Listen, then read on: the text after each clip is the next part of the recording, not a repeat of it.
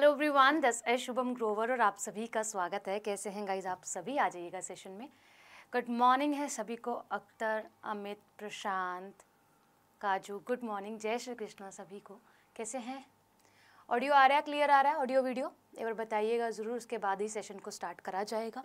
ठीक है जी, फटाफट से बता दीजिएगा, फटाफट से, टाइम नहीं लेना है।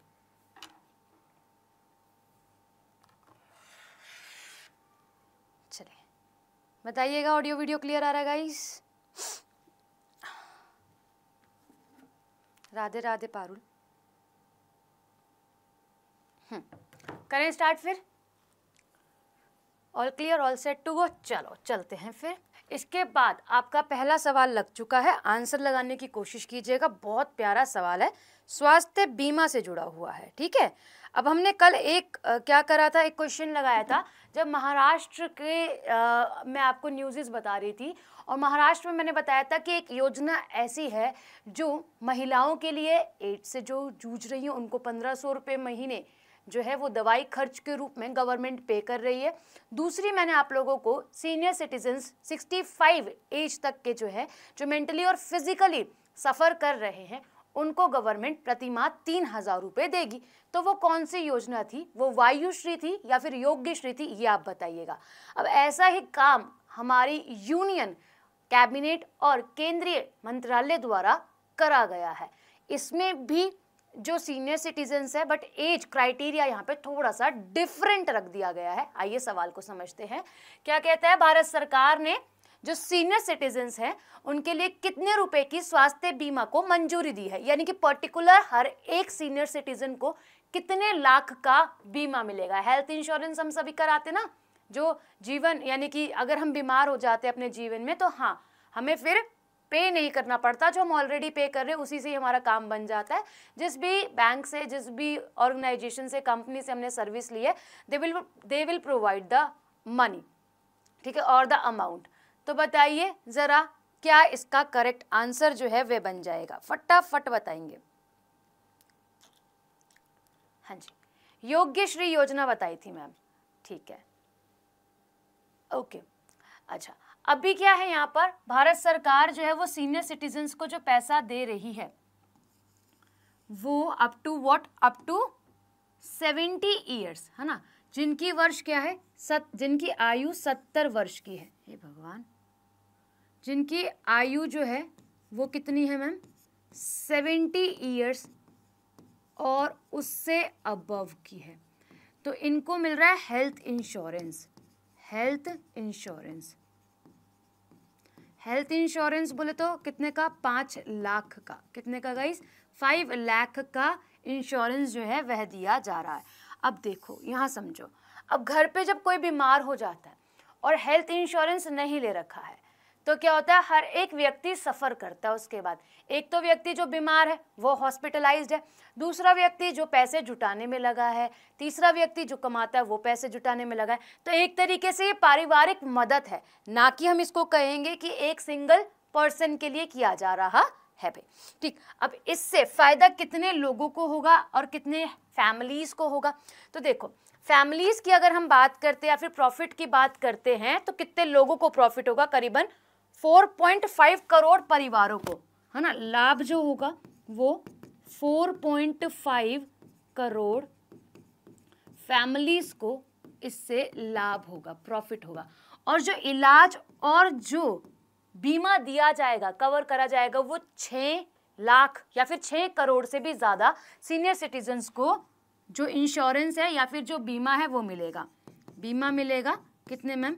6 करोड़ से भी ज़्यादा सीनियर सिटीजन्स को। बोलो अच्छी योजना है या नहीं है? हाँ, सबको मिलेगा, सबके लिए। देखो तो सही, क्या है, क्या बोल रहा है, हमारी गवर्नमेंट ने अप्रूव्ड करा है। किसने भाई? हमारी गवर्नमेंट ने अप्रूव करा है। ठीक है, अब ये किसके अंतर्गत किया गया ये भी समझना हमें काफी जरूरी है। तो केंद्रीय मंत्री की जो जन आरोग्य योजना है उसके अधीन रहकर इसे करा गया है, जो आयुष्मान भारत, है ना, जो आयुष्मान भारत जन आरोग्य जो योजना है उसके अंतर्गत। आयुष्मान भारत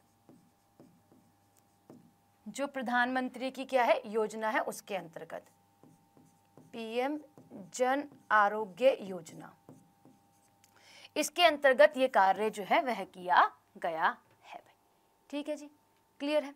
अच्छा, अभी ये देखो क्या कह रहा है, ये बस यही बता रहा है कि जो मेन पॉइंट्स हैं उसको मैं हाईलाइट कर देती हूँ आप लोगों के लिए ताकि आपको समस्या नहीं आए।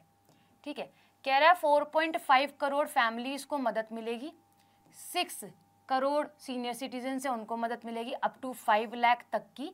ठीक है, अब एज क्या होनी चाहिए, 70 और 70 से अबव होनी चाहिए, उसको क्या मिलने वाला है, फायदा मिलने वाला है। अब ये आयुष्मान भारत प्रधानमंत्री जन आरोग्य योजना के तहत किया जाएगा।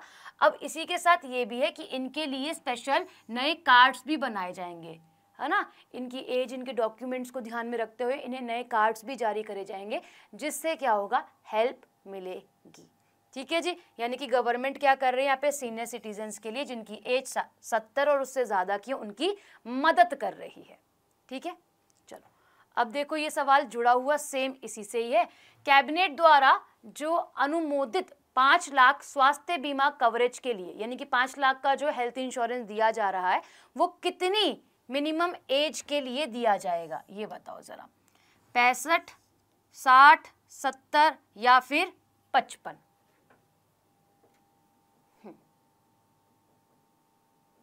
हाँ, 70 तक गवर्नमेंट भी तो दिमाग लगा रही है, 70 तक आज पहुंच कौन रहा है ये बताओ आप, कोई पहुंच रहा है? मेरी नज़र में तो अभी तक कोई 70 में पहुंचा नहीं है। हाँ, हम करंट अफेयर में जो पढ़ते हैं वो 90+, 80+ एज के लोग हैं, है ना। 70 क्या हो जाएगा भाई, 70 और 70 अबव दोनों के लिए। ठीक है, ये वो हैं 70 अबव वाले जिनका खान पान बहुत अच्छा है, जो गांव में रहे हैं, अच्छा खाया है, बट जो शहरों में रह रहे हैं उनकी एज मैक्सिमम 60 भी नहीं पहुंच रही है, 55, 54 ऐसे पहुंच रही है। ठीक है, चलो ठीक है जी, समझ आ गया। ओके, ये सवाल देखो, इससे जुड़ा हुआ सवाल हमने थोड़े दिन पहले लगाया था, थोड़े दिन पहले।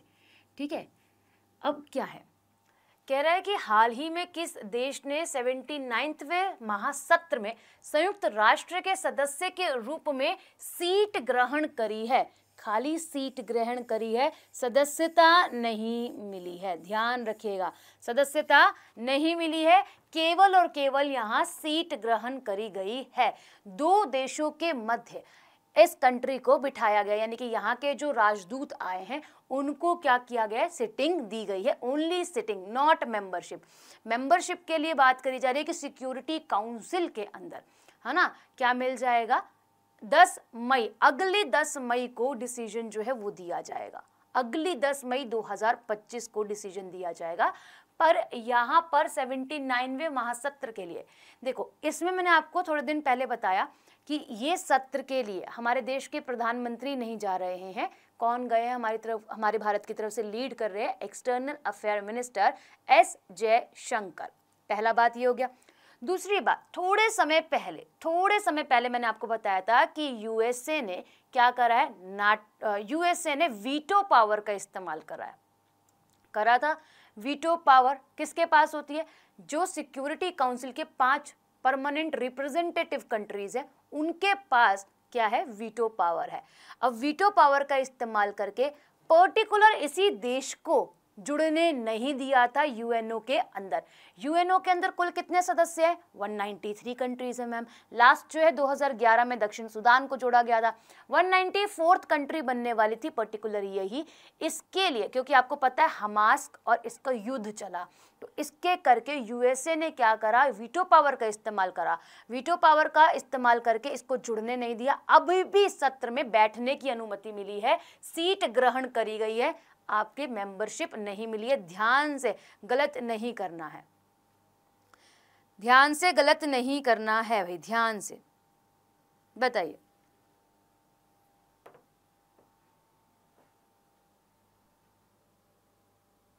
हाँ, वीटो पावर 5 कंट्रीज के पास है, अभी लिखवा रही हूं किसके पास है, ठीक है।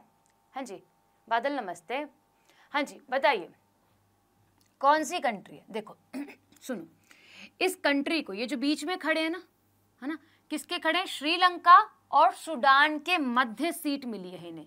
क्या मिली है? श्रीलंका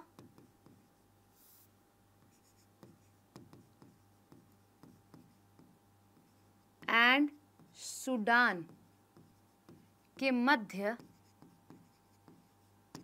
सीट मिली है। ठीक है, सीट अलॉट हुई और ग्रहण करी। अच्छा, इसी के साथ क्या हुआ है ना कि इसको यूएन का मेंबर बनाया जाए, इसके लिए वोट भी डले, और जो इनको वोट मिले हैं फेवर में वो 143 वोट्स मिले, ये भी ध्यान रखना। क्या है कि अगर इनको क्या मिले, सदस्यता मिले, तो सदस्यता के लिए वोटिंग हुई। वोटिंग में 143 कंट्रीज ने क्या करा, फेवर में वोट करा कि हाँ सदस्यता जो है वो दे दो आप। ठीक है, इंक्लूडेड इंडिया, इंक्लूडेड इंडिया, हमारे देश ने भी फेवर में ही वोट करा है। फिलिस्तीन, एग्जैक्टली बता रही हूँ वीटो पावर क्या होता है। ठीक है, चलो फिलिस्तीन बिल्कुल ठीक है। अब समझो, फिलिस्तीन को श्रीलंका और सूडान के मध्य सीट मिली है, उसको सदस्यता नहीं मिली है। ध्यान रखना, गलत कर दोगे अगली बारी। ठीक है, अब ये सदस्यता मिल गई, अब मतलब सीट मिल गई। अब इसके बाद 143 वोट्स भी मिले हैं कि हाँ इसको क्या दे दी जाए, फिलिस्तीन को मेंबरशिप दे दी जाए, जिससे 194th कंट्री बन जाए फिलिस्तीन। ठीक है, फिलिस्तीन सदस्यता नहीं प्राप्त करे। थोड़े समय पहले यूएसए ने वीटो पावर का इस्तेमाल करा था। क्या करा था? वीटो पावर का यूज करा और इस्तेमाल करा। इस्तेमाल करके इसी देश को जुड़ने नहीं दिया था। ठीक है, अच्छा अभी समझो यहाँ पर क्या है। आपको 2-3 चीजें ध्यान रखनी है जो इंपॉर्टेंट है। जो ये सत्र चल रहा है, 79th सेशन चल रहा है आपके UNGA का।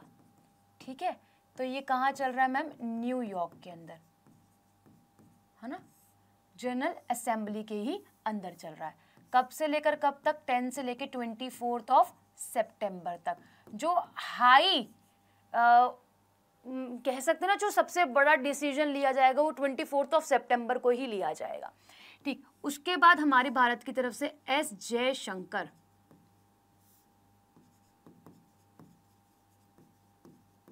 हमारे एक्सटर्नल अफेयर मिनिस्टर या फिर विदेश मंत्री लिख दो, विदेश मंत्री कर रहे हैं लीड। ठीक है, अच्छा अब समझो मैंने क्या बोला, वीटो पावर का इस्तेमाल। क्या बोल रहा हूं मैम? वीटो पावर बता दो। सबसे पहले हम जानते हैं कि यूएनओ के क्या है, यूएनओ के अंग है कुछ, यूनाइटेड नेशन ऑर्गेनाइजेशन, जिसका एस्टेब्लिशमेंट 24 अक्टूबर 1945 में हुआ था। न्यूयॉर्क में इसका मुख्यालय आ जाता है। ठीक है, एंटोनियो गुटेरेस इसके महासचिव है। आप कह सकते हो जनरल असेंबली के सेक्रेटरी हैं, मतलब UNGA के, या फिर हम ये बोल सकते हैं कि UNO के ही क्या है, महासचिव हो जाते हैं। अब इसके पास क्या है, 5 ऑर्गन है, अलग अलग। ठीक है, अब इनमें से एक वर्किंग नहीं है, 6 हैं वैसे तो, 5 जो वर्किंग है, 1 वर्किंग है। इसमें आता है आप लोगों का क्या भाई मैम, इसमें आता है आपका सिक्योरिटी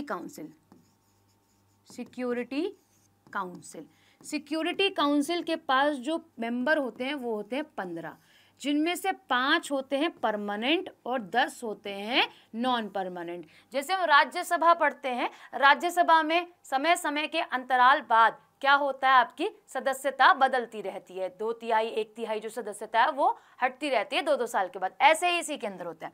बट जो 5 रिप्रेजेंटेटिव कंट्रीज हैं जो परमानेंट है, इसे आप याद रखेंगे FACER, FACER, यानी कि France, America, Canada, China, UK और रशिया। इनके पास है वीटो पावर। इनके पास क्या है, वीटो पावर है। अब समझो वीटो पावर क्या होती है, एग्जाम्पल के साथ दिमाग में बहुत अच्छे से सेट हो जाएगा। वीटो पावर ये है, सोचो क्या है, एक सैन्य अभ्यास करवाना है।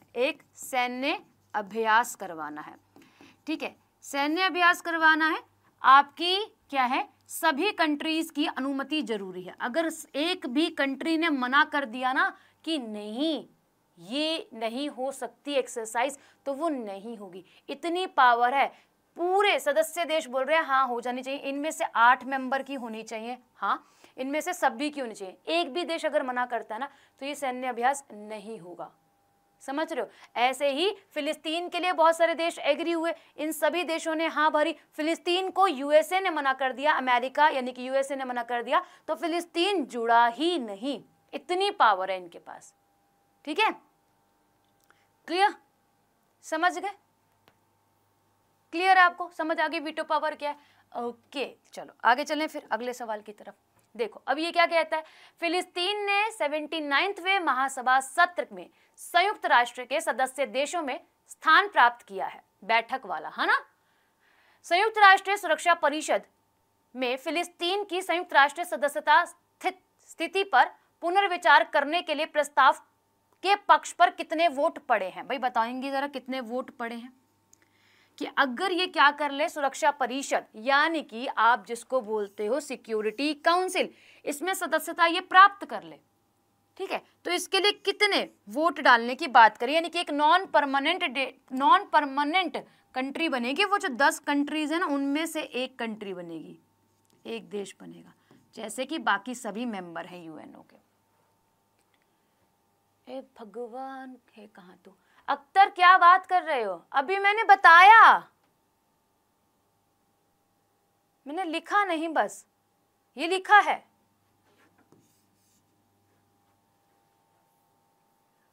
नींद में हो क्या, हैं नींद में हो क्या। 152 आंसर क्यों लगा रहे हो बादल, रिकी, अख्तर, मैं बता के चल रही हूं फिर भी गलत लगा रहे हो।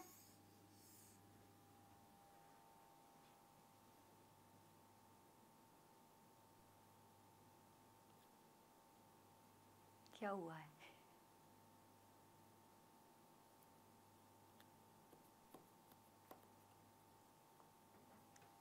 पता नहीं कौन सी दुनिया में, नहीं समझ में आ रही मुझे आज। 143 वोट्स, 143 वोट्स बताया भी इंक्लूडेड इंडिया, इंडिया ने भी हाँ भरी है, बट जो फाइनल डिसीजन है वो 10 मई को बताया जाएगा, अगली 2025 की, ठीक है। एक दूसरे को देख के आंसर देना बंद कर दो, फायदे में रहोगे। चलो ये क्या कहता है, सितंबर 2024 में आयोजित होने वाले भारत और ओमान के बीच संयुक्त सैन्य अभ्यास का नाम क्या है। ध्यान से आंसर लगाइएगा। ओमान हमारे कंट्री के साथ तीनों एक्सरसाइजेस करता है, नेवी की भी, एयरफोर्स की भी और मिलिट्री की भी, ठीक है। अब ये एक्सरसाइज कहाँ आयोजित हो रही है ये भी बताएंगे, क्या इसका संस्करण रहा इस बारी, मतलब चल रहा है, ये भी बताएंगे, और बताएंगे कि कब से शुरू हुई है ये एक्सरसाइज।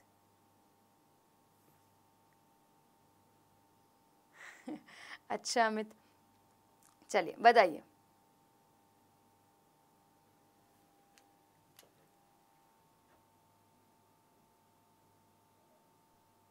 साथ साथ काम कर रहे हैं,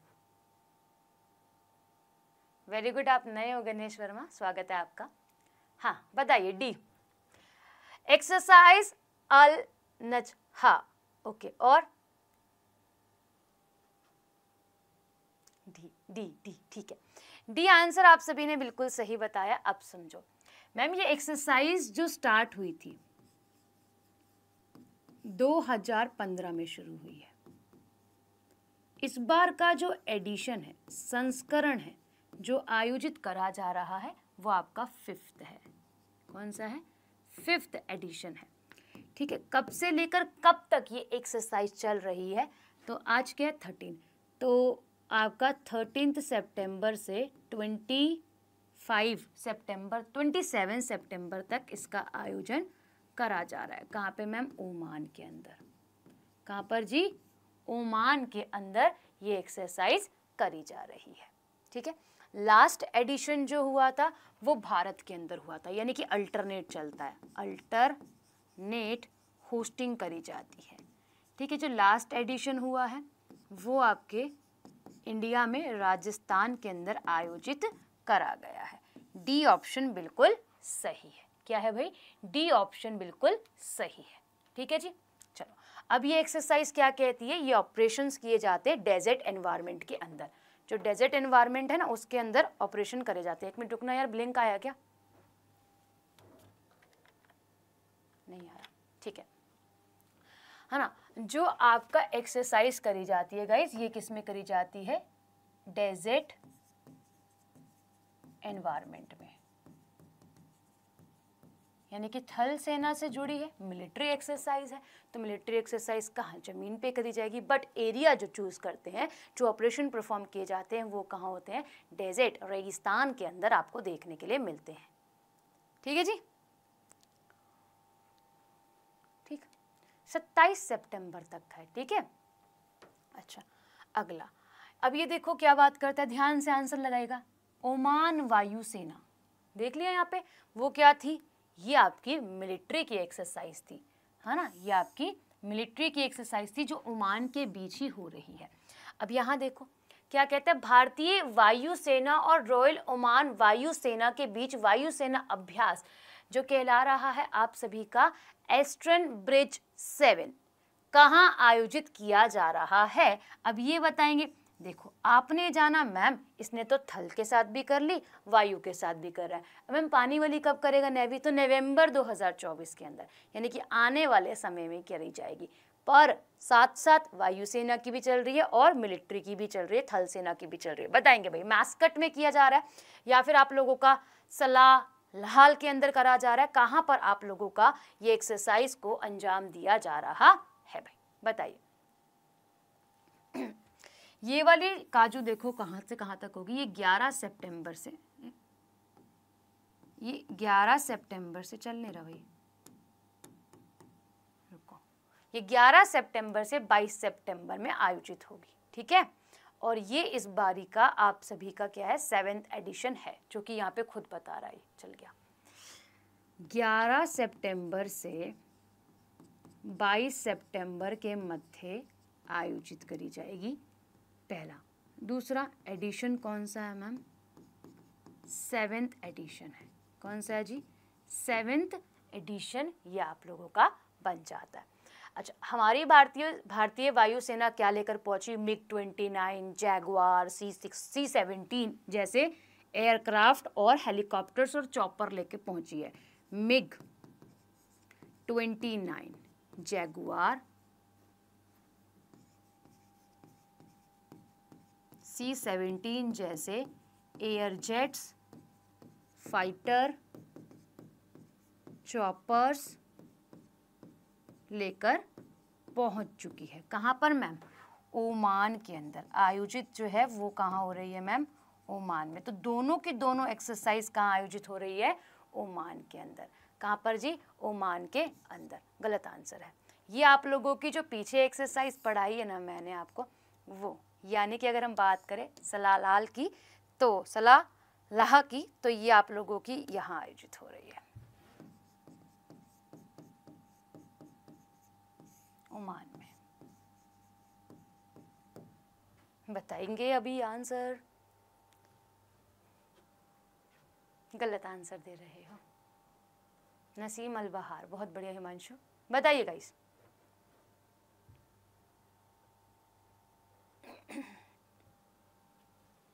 गलत है भाई, सभी का गलत है। A to Z गलत आंसर लगा रहे हैं। ए, अब तुक्का लगा रहे हो मैं, मैस्कट। ओके, और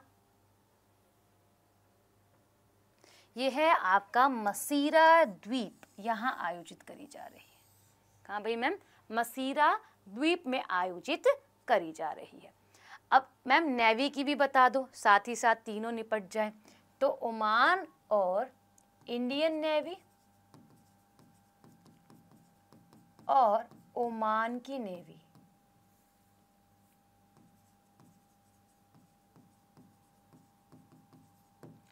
ये एक्सरसाइज होगी जो कहलाएगी आप लोगों की नसीम अल बहार, ठीक है। ये आयोजित होगी नवंबर में, ठीक है। ये भी ध्यान में रख लेना, ठीक है। ये भी ध्यान में रख लेना कब से कब तक? 19 से 24 नवंबर के मध्य होगी, ठीक। चलो ये तो हो गया हमारा एक्सरसाइज से जुड़ा सवाल। चलो इसके साथ हमें पढ़ना है किसके बारे में, हमने 3 चीज़ें पढ़ी हैं यहाँ पे अपनी सेना के बारे में, ठीक है। एयरफोर्स,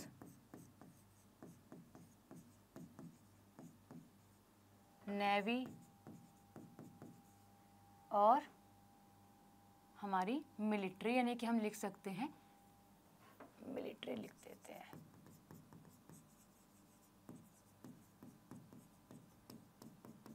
देखो एयरफोर्स की बात करें तो मैम 1932 एस्टेब्लिशमेंट डे आपका 8 अक्टूबर नई दिल्ली में सबके मुख्यालय है,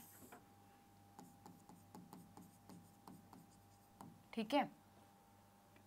1950 डे आपका 4 दिसंबर, 1895 डे 15 जनवरी, ठीक है जी।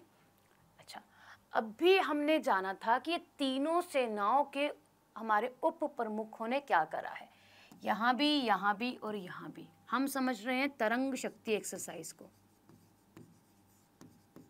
कल ही पढ़ाया मैंने आपको। तरंग शक्ति एक्सरसाइज का सेकंड फेज आपका जोधपुर में आयोजित हो रहा है एयरफोर्स स्टेशन में, है ना। तो इस एडिशन के अंदर इन्होंने क्या करा था बताएंगे जरा। तीनों सेनाओं के उप प्रमुख जो ऑल 3 फोर्सेस हैं, इनके उप प्रमुख ने क्या करा था बताओ जी। कौन सा स्वदेशी बना जेट उड़ाया है?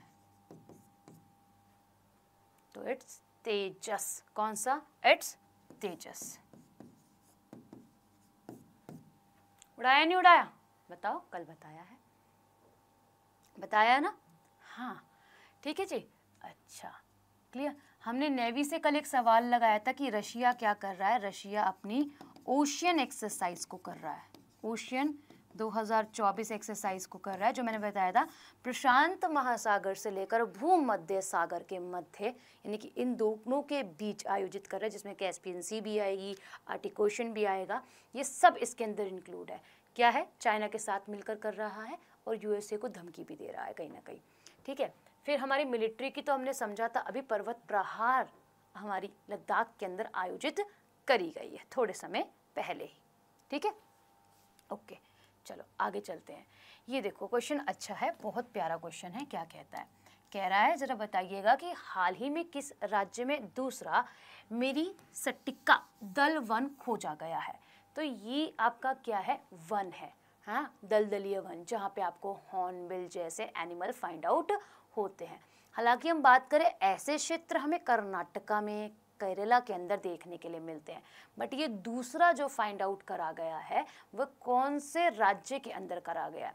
ये 2 राज्यों की सीमा पर बसा छोटा सा क्षेत्र है वहाँ पर, और यहाँ पे करीबन 16th सेंचुरी से यहाँ के जो लोकल कम्युनिटी और ट्राइबल लोग हैं, कम्युनिटी वाले, है ना, वो क्या कर रहे हैं, वो इसको प्रिजर्व करके रखे, संरक्षित कर रहे हैं इस क्षेत्र को।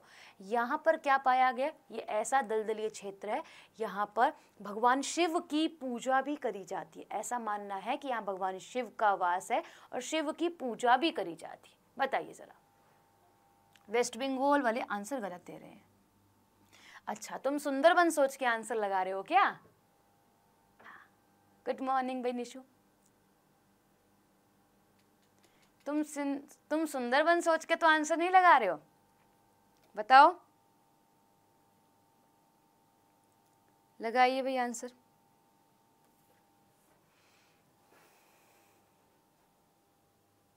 कर्नाटका। अच्छा, कर्नाटका आंसर मैंने बोला, अरे यार मैंने बोला देखो कि मेजरली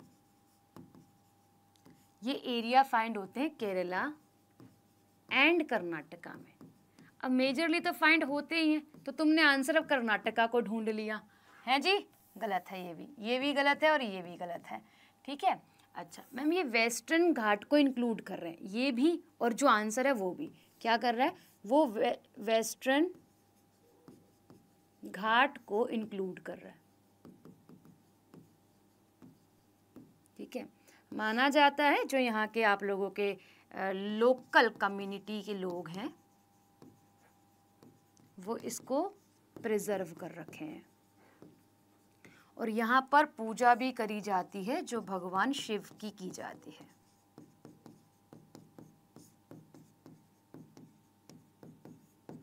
ठीक है जी। हाँ, अब कर्नाटक का आंसर लगा दोगे, है ना। तमिलनाडु भी लगा दो क्योंकि तुम गलत लगा रहे हो। ठीक, महाराष्ट्र बिल्कुल ठीक है। अब ये पाया गया महाराष्ट्र और गोवा के बॉर्डर पर। कहाँ भाई? महाराष्ट्र और गोवा के सीमा पर, बॉर्डर पर। जो क्षेत्र है वो किस नाम से जाना जा रहा है? तो कुंभरल नाम से जाना जा रहा है। किस नाम से जाना जा रहा है? कुंभरल। कुंभरल नाम का एरिया है, क्षेत्र है, वहां पर ये पाया गया है। क्लियर? अब क्या है आप लोगों का, कुंभरल में भी कौन से एरिया में पाया गया है? तो जो दलदल एरिया है भालदेश्वर के आसपास गोवा में ये आपको देखने के लिए मिला है।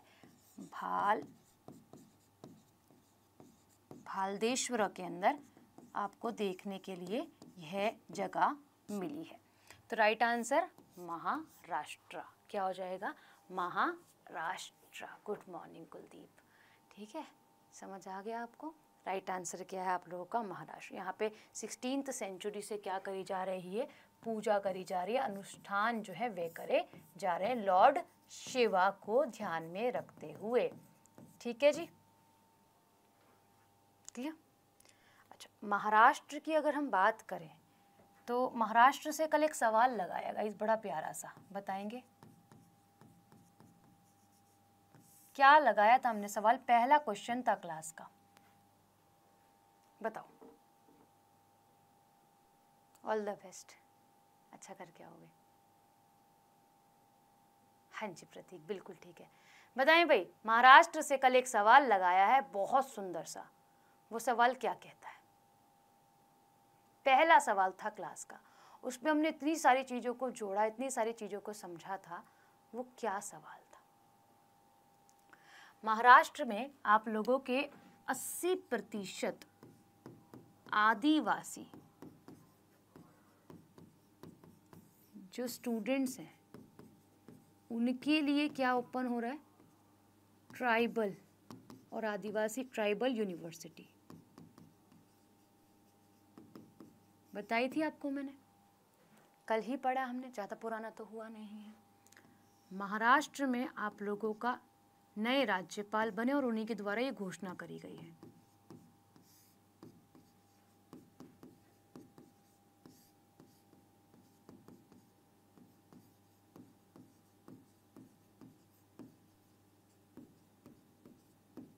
है ना, ये नए भी बने और घोषणा भी इनके द्वारा। आपको बताया था महाराष्ट्र के अंदर अभी हाल ही में सतारा जो है वो सोलर विलेज बना है, पहला फर्स्ट सोलर विलेज। ठीक है, महाराष्ट्र के अंदर बॉयज़ के लिए इनिशिएटिव लिया गया और बॉयज़ के लिए क्या करी गई? एक योजना लाई गई है जो क्या कहलाएगी? लाडला भाई।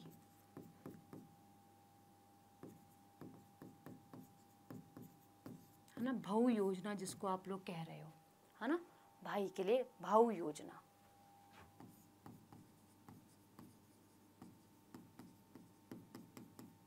इसमें 10वीं 12वीं डिप्लोमा किए गए भाइयों को क्या देगी गवर्नमेंट? पैसा देगी। है ना, क्लियर है? चलो आगे चलते हैं। ऐसे तो बहुत सारी न्यूज़ है, मैंने कल एक बताई थी गणेश चतुर्थी से जुड़ी हुई कि एक क्या है, गांव एक गणपति। पढ़ी हमने कल इनिशिएटिव जो गणपति के उत्सव और गणेश चतुर्थी से ही जुड़ा है। ओके, चलो ये क्या कहता है? ये कहता है हाल ही में किस राज्य ने कृषि के लिए जल भंडार में सुधार के लिए 500 लघु सिंचाई टैंकों के कायाकल्प के लिए 500 करोड़ रुपए की मंजूरी दे दी है। सिंपल अगर हम बात करें, राज्य कह रहा है कि अब मैं वाटर को प्रिजर्व करने की बात कर रहा हूँ। वाटर को क्या किया जाए, बचाया जाए। बचाया जाए तो उसको कैनाल्स के थ्रू, टैप वाटर कनेक्शन के थ्रू प्रोवाइड करा जाए एक तरीके से, ठीक। तो यही पूछ रहा है कि जो सिंचाई टैंक बनाए जा रहे हैं, improve water storage for agriculture, जिससे आपके 5000 माइनर इरिगेशन टैंक्स बनाए जाएंगे। सोच रहे हो, सिंचाई करने के लिए टैंक्स को बनाया जाएगा 5000, और इसी के लिए अप्रूव्ड करा गया है कैबिनेट द्वारा कृषि के लिए 500 करोड़ रुपए। बताइए, one village one Ganpati, exactly. बताइए कौन सा स्टेट ऐसा है। गुड मॉर्निंग भाई निखिल जी, गुड मॉर्निंग है। बताइए फटाफट बताएंगे क्या इसका करेक्ट आंसर आप सभी को देखने के लिए मिल जाएगा। हाँ जी, आंसर लगाए।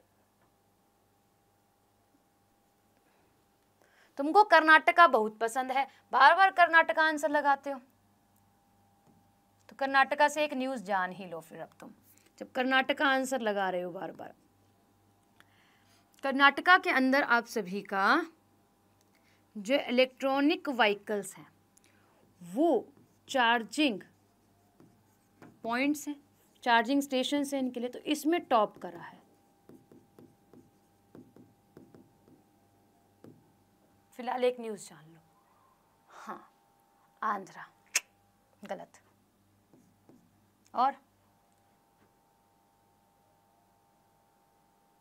सी वाले भी गलत हैं, और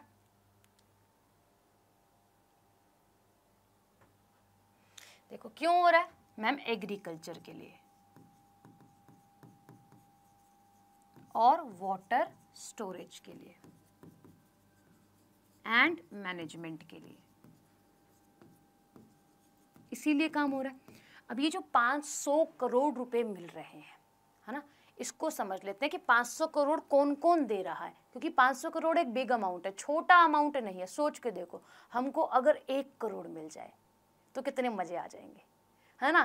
तो ये 500 करोड़ है 5000 माइनर इरिगेशन टैंक्स बनाने के लिए। तमिलनाडु कर रहा है। कौन कर रहा है जी, तमिलनाडु कर रहा है। राइट आंसर आप सभी का बी।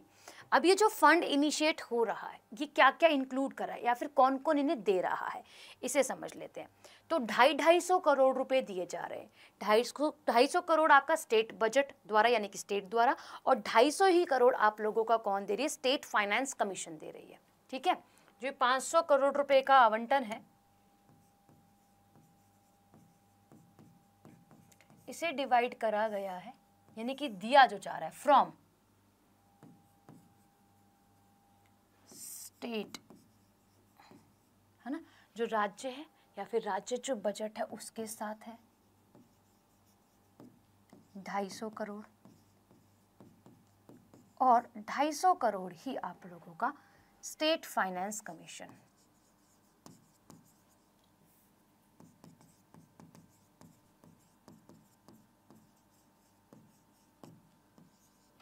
अब इसको मेंटेन कौन करेगा इतना पैसा। देखो आपको पता है कि अगर कोई योजना वगैरह लाई जाती है और इतने पैसे दिए जाते हैं, जैसे हम बिहार में हाल देखते हैं, हर दूसरे दिन पुल गिर जाता है। हर दूसरे दिन तो नहीं, बट हाँ हमें देखने के लिए मिलता है पुल गिर जाता है। पुल बना, इनॉग्रेशन हुआ, टूट गया, बनते बनते टूट गया। तो अब इसमें पैसा भी बहुत सारे जो लोग हैं ऐसे वो खा लेते हैं गवर्नमेंट का पैसा। तो इस पैसे को मैनेज किया जाएगा पंचायती राज डिपार्टमेंट द्वारा या फिर पंचायत राज विभाग द्वारा। ठीक है, जो ये मैनेज किया जाएगा फंड को, वो पंचायत या फिर पंचायती राज विभाग द्वारा मैनेज किया जाएगा। ठीक है, ये ध्यान में रखिएगा। अब इसी के तहत अगर हम बात करें, तमिलनाडु के अंदर जो माइनर टैंक हैं ऑलरेडी वो 22,000 से भी ज़्यादा हैं। ठीक है, already Tamil Nadu have 22,000 plus tanks. इतने टैंक राज्य पे है ही ऑलरेडी। दूसरा, अगर हम समझे पॉन्ड की, तो 69,000 से ज़्यादा, 69,000 से ज़्यादा पॉन्ड्स हैं। तालाबों की बात करें तो 69,777 पॉन्ड्स हैं ऑलरेडी। अभी और बनाने की बात कर रहे हैं, कह रहे हैं और पानी को सेव करेंगे क्योंकि पानी ज़्यादा है। अच्छा, अब पॉन्ड ज़्यादा है, तालाब ज़्यादा है, तो आधे से ज़्यादा, या फिर हम ये समझे कि रामसर साइट्स भी तो सबसे ज़्यादा तमिलनाडु के अंदर ही पाई जाती हैं। जो वेटलैंड्स हैं हमारे पाए जाते हैं ना तमिलनाडु में, देख रहे हो कहीं ना कहीं लिंक जरूर बनकर निकलता है। ठीक है, clear? Bihari is not for beginners. अच्छा, क्लियर है, ये समझ में आ गया। तो ये तमिलनाडु गवर्नमेंट कर रही है। अभी तमिलनाडु ने और क्या करा, एक न्यूज़ और जान लो तमिलनाडु से जुड़ी हुई। क्या है तमिलनाडु से जुड़ी हुई न्यूज़ कि ये मैंने आपको बताया था कि MK स्टैलिन राज्य के मुख्यमंत्री हैं। मुख्यमंत्री द्वारा क्या किया गया है भाई, गए हैं मैम ये USA विजिट पर। वहां पर ये मुलाकात करते हैं माइक्रोसॉफ्ट, एप्पल और गूगल से। इनसे CEO से मुलाकात करते हैं, इनकी टीम से मुलाकात करते हैं। वहाँ से गूगल द्वारा एक हामी आई है कि अब AI लैब एस्टेब्लिश्ड करी जाएगी तमिलनाडु के अंदर। ठीक है, with collab of Google and state government. ठीक है जी, ठीक है। चलो अगला, हाल ही में ब्रिक्स लेबर एंड रोजगार मिनिस्ट्री मीटिंग 2024 का आयोजन कहाँ हुआ? जो भी कंट्री ब्रिक्स की क्या कर रही है भाई, अध्यक्षता कर रही है इस साल, उसी के द्वारा इस मीटिंग को भी आयोजित करा गया, लेबर एंड रोजगार मिनिस्ट्री मीटिंग। तो ये USA, रशिया, चाइना या फिर कनाडा। देखो अगर हम समझे 15वां जो आपका क्या था, 15th एडिशन था किसका मैम, ब्रिक्स की समिट का, वो होस्ट करा गया था साउथ अफ्रीका द्वारा। ठीक है, हमारे नरेंद्र मोदी जो सीरियल रामफोसा है उनके लिए क्या लेकर गए थे, एक चांदी की नक्काशी जो हमारे GI टैग भी मिल रखा है, एक शॉल उनकी वाइफ के लिए जिसे GI टैग मिल रखा है, एक सुरहई जिसके लिए GI टैग मिल रखा है। तो ये सब चीज़ें एज एन गिफ्ट के रूप में लेकर गए थे साउथ अफ्रीका। जब साउथ अफ्रीका में समिट चल रही थी तो उसी समय हमारा जो चंद्रयान 3 है वो सॉफ्ट लैंडिंग कर चुका था, यानी कि पिछले अगस्त की बात ये हो रही है, अगस्त में आपकी मीटिंग हो रही थी। वहीं से वर्चुअली क्या कह सकते हैं, चंद्रमा या फिर चंद्रयान 3 की जो लैंडिंग है वो इन्होंने देखी और वर्चुअली कनेक्ट भी करा। ठीक, तो ये क्या है, ये तो चलो अफ्रीका ने करी थी, साउथ अफ्रीका ने। ब्रिक्स का गठन जो है वो कब किया गया था मैम, ब्रिक्स पहले ब्रिक कहलाता था, है ना, ब्राजील, रशिया, इंडिया और क्या है चाइना, ये सब कंट्री के साथ ये एस्टेब्लिशमेंट हुई 2009 में। ठीक है, पहली मीटिंग, फर्स्ट मीटिंग जो है वो आप लोगों की किसके मध्य हुई मैम, रशिया ने होस्ट करी, रशिया ने ही होस्ट करी। और इसके आंसर की बात करें तो इसका आंसर भी रशिया है, यानी कि इस 2024 की जो ब्रिक्स की अध्यक्षता है, यानी कि 15वां जो सत्र आयोजित होगा वो आप लोगों का रशिया के अंदर ही आयोजित करा जाएगा। जब 15वां सत्र हुआ था तो 15वें सत्र के अंदर बहुत सारी कंट्रीज जुड़ गई थी जो 1 जनवरी 2024 से इफेक्ट में आई है। जरा कंट्रीज बताना कौन कौन सी कंट्री हैं। तो अब ब्रिक्स की मेंबर कंट्रीज की अगर हम बात करें, तो टोटल मेंबर कंट्रीज 9 हैं ब्रिक्स के पास, कितनी है 9 है। तो बताइए जरा मुझे कौन कौन सी कंट्रीज जो है वो इसकी सदस्य देश है भाई। साउथ अफ्रीका बाद में जुड़ गया, ठीक है, ब्रिक्स के बाद, यानी कि इन 5 देशों के बाद और भी कंट्रीज जुड़ी थी, अब हो गई है टोटल कितनी 9। तो बताइए जरा कौन कौन सी कंट्रीज हैं।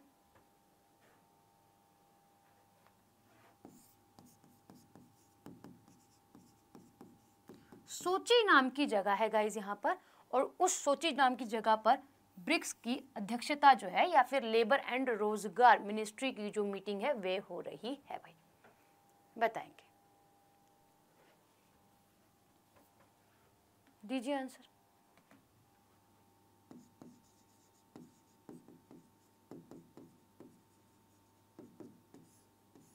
भारत की तरफ से रिप्रेजेंटेटिव या फिर लीड जो करा है वो महेंद्र कुमार ने करा है।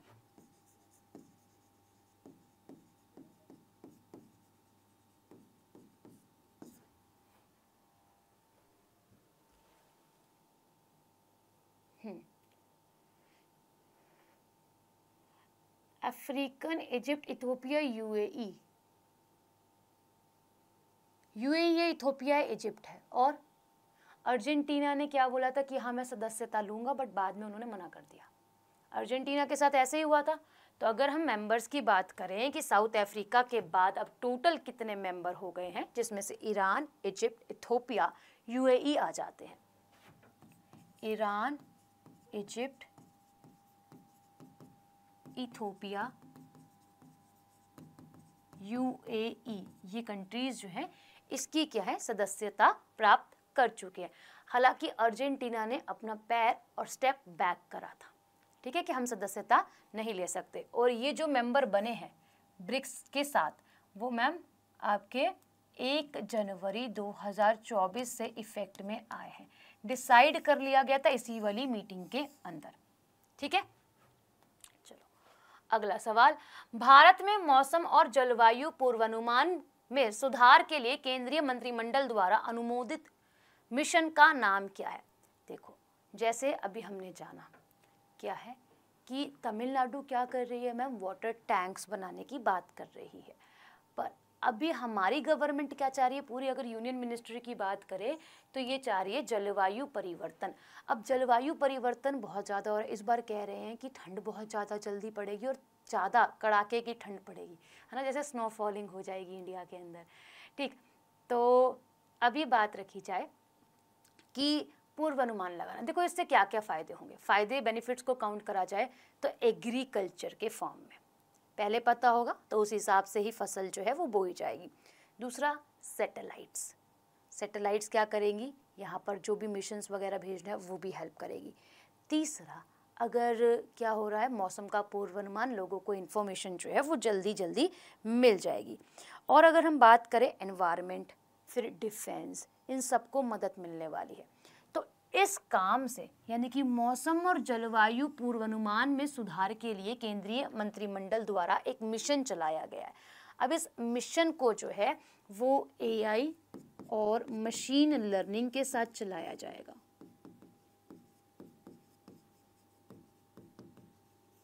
ठीक है, बेनिफिट्स जो मिलेंगे,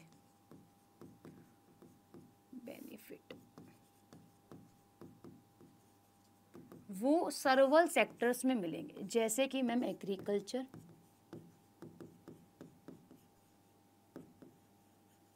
जैसे कि डिफेंस, ठीक है, जैसे कि एनवायरनमेंट के लिए, क्योंकि ये काम जो है वही करा जा रहा है। तो ये आप लोगों का एनवायरनमेंट साइंस, इसमें मदद जो है वो मिलने वाली है। इवन एविएशन, जब हैवी स्नोफॉल होती है ना तो उड़ानें रोक दी जाती है। मिशन आपका मौसम, बिल्कुल ठीक है, क्या है भाई, मिशन मौसम। अब कितना पैसा जोड़ा गया है इसके लिए ये बताएंगे, बताइए कितना पैसा इसके लिए जोड़ा गया है। अब ये 2 साल के लिए वर्क करेगी और एनहेंस होगा इसमें AI, machine learning, science, research सबसे।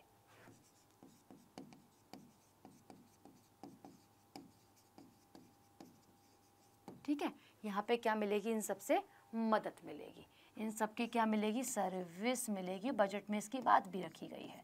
ठीक है, ये 2 वर्षों के लिए, कितने, 2 ईयर्स के लिए लाया जा रहा है, जो कि आपका मिशन मौसम है।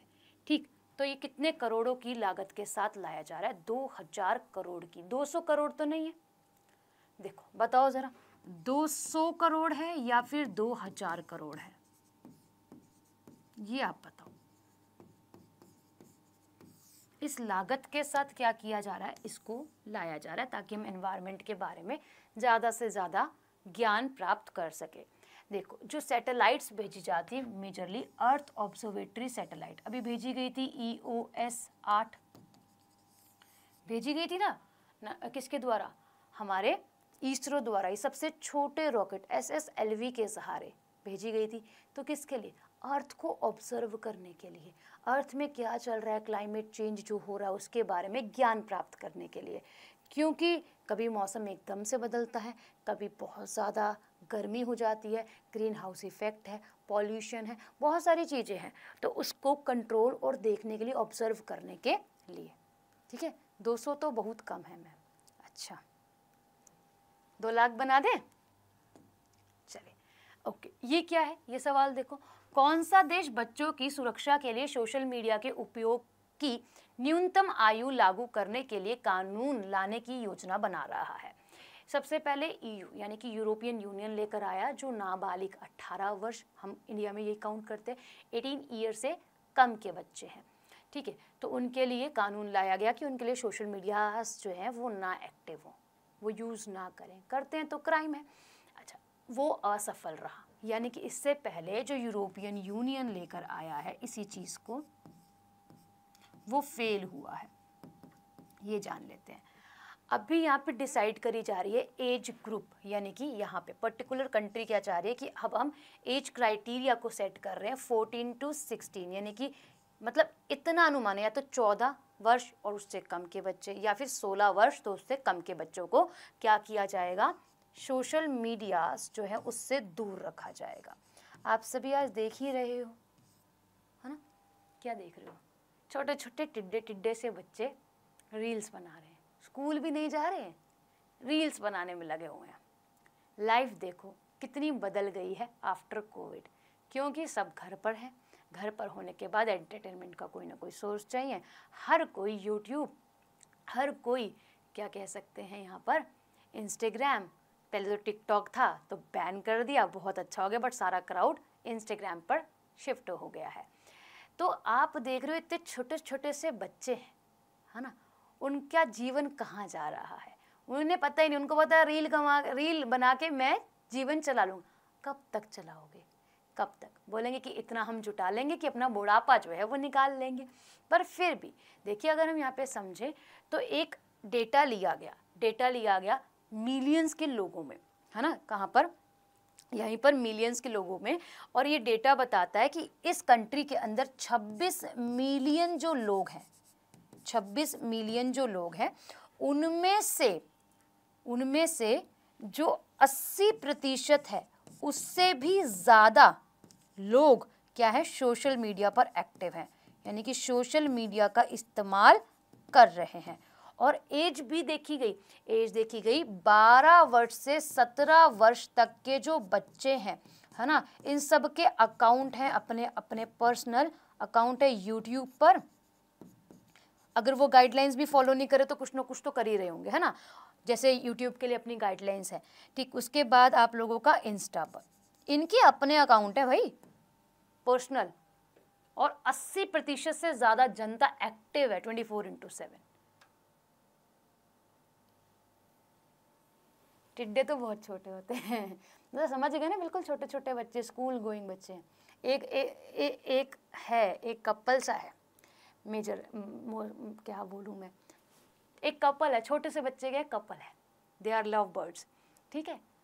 तो बोलते हैं गाइज आपने मुझे बोला था ना कि स्कूल जाना चाहिए, तो आज मैं स्कूल जा रही हूँ, रील घर आके बनाऊंगी, गेट रेडी विद मी की वीडियोस बना रहे हैं फॉर स्कूल, हैं। हमारी मम्मी हमें 2 चोटियाँ करके भेज दिया करती थी, लड़कों को एक साइड तेल लगाकर कंघी करके मम्मी भेज दिया करती थी। आज वो get ready with me, makeup काजल लगा के स्कूल जो है वो जा रहे हैं। इवन स्कूल टीचर कुछ नहीं कह रही, हम होते तो कूट देती टीचर, इतना बुरा हाल हो गया है इंडिया के अंदर तो ऑलरेडी है। ये तो ऑस्ट्रेलिया कर रहा है, कौन कर रहा है जी, ये ऑस्ट्रेलिया कर रहा है, कह रहा है कि अब मैं, मतलब ये सोचा जा रहा है कि 14 वर्ष से लेकर 16 वर्ष, ये क्यों कर रहे हैं आप समझो, सोशल मीडिया से दूर रखने के लिए, असली जो जीवन है उसके बारे में बताने के लिए। तीसरा, इन बच्चों को सोशल मीडिया से दूर कर स्पोर्ट्स में एंटर करवाना है। क्या है भाई, स्पोर्ट्स में एंटर करवाना है इनको, खेल में, कहीं ना कहीं कारण यही है, सामाजिक चीज़ों से उनको अवगत करवाना है। ठीक है, ठीक है। जिनकी 2 चोटियाँ नहीं होती थी उनका बॉब कट हो जाता था, जैसे कि हम।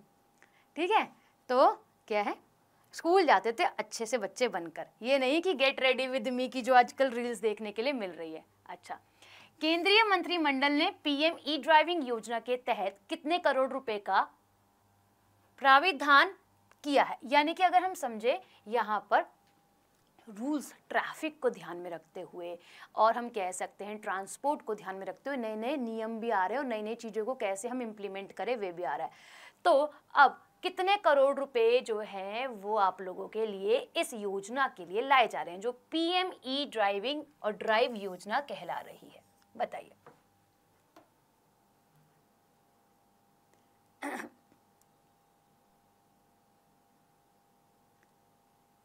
हाँ हाँ प्रतीक, उसी रील की बात कर रही हूँ, वैन के पास में खड़ी है, बताइए।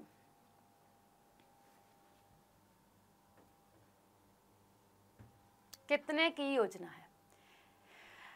10,900 कि 10,900,000?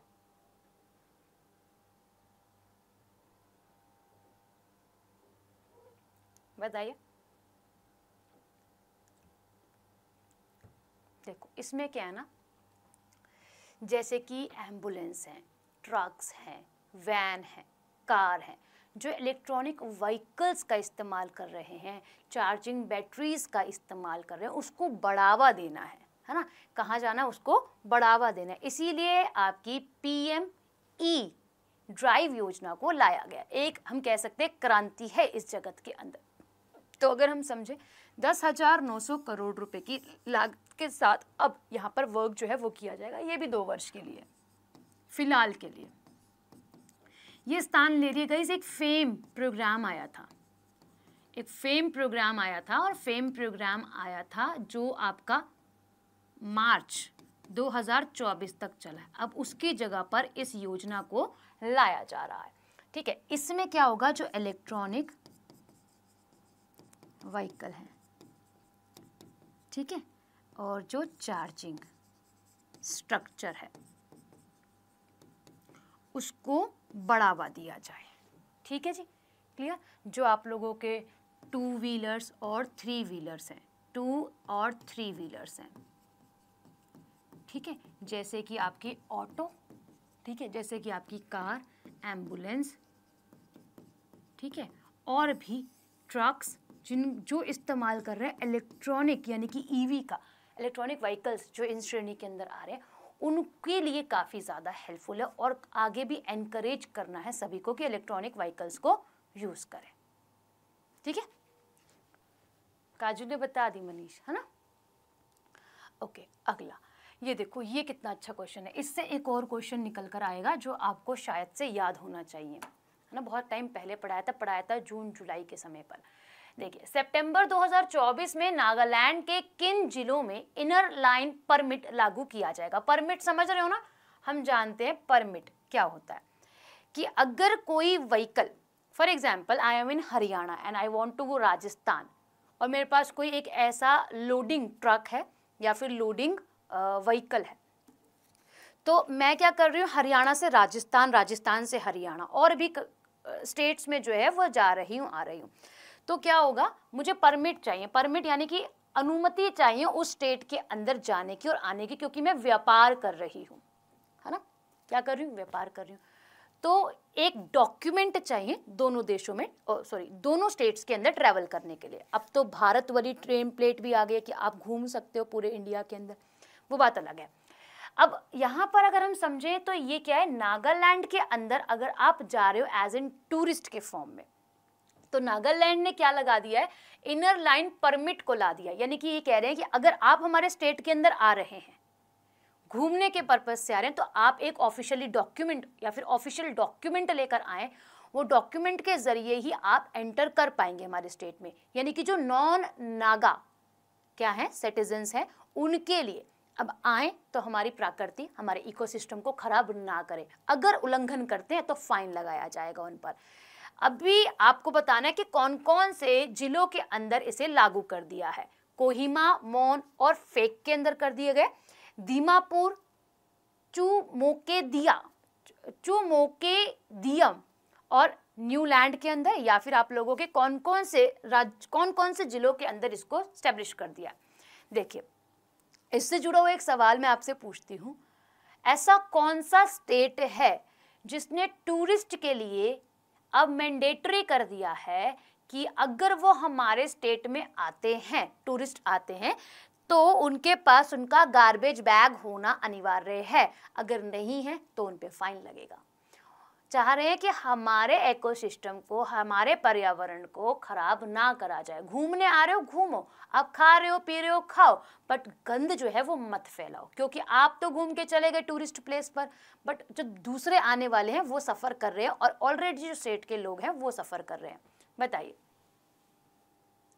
ए गलत है भाई, ए वाला गलत है। अच्छा, इसको चेयर्ड करा यहाँ के ही सीएम द्वारा। अभी नागालैंड ने एसबीआई बैंक के साथ मिलकर क्या किया है, जो स्टेट के अंदर डिजास्टर्स आते हैं तो डिजास्टर मैनेजमेंट जो एक इंश्योरेंस है वो भी लिया गया है नागालैंड द्वारा ही भाई। ठीक है, राइट आंसर ए नहीं है, बी इसका बिल्कुल करेक्ट आंसर यहाँ पर आप लोगों का बन जाएगा।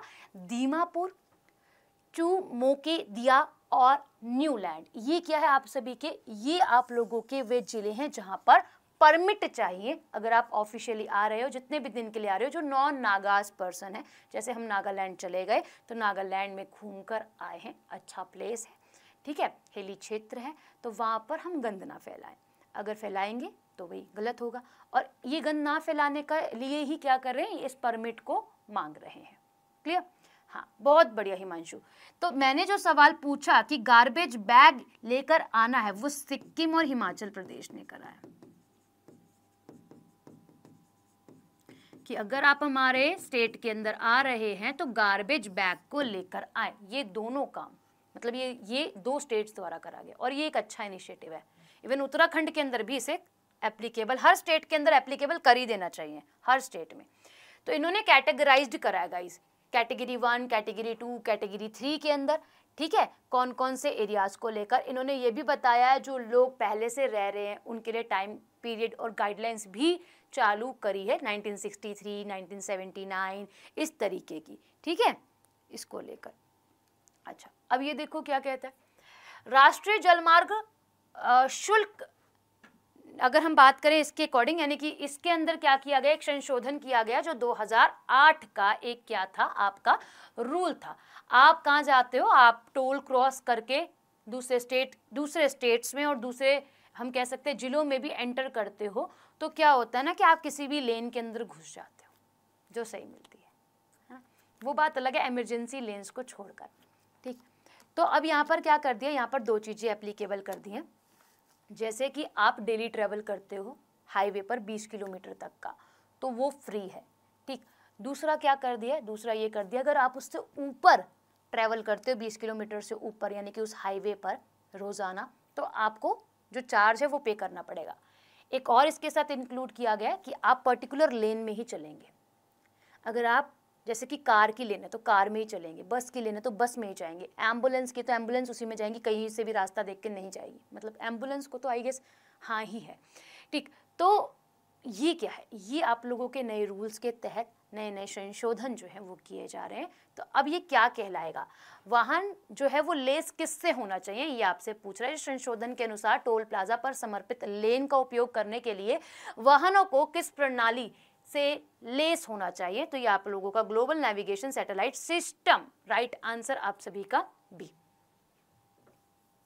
फास्टैग तो ऑलरेडी है, फास्टैग तो ऑलरेडी क्या हुआ रिकी, ओके, समझ आ गई। चलो,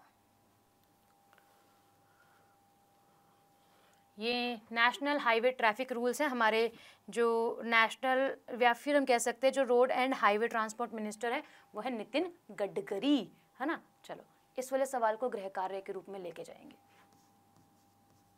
मिलते हैं आप सभी से 10 AM। अभी के लिए शुक्रिया।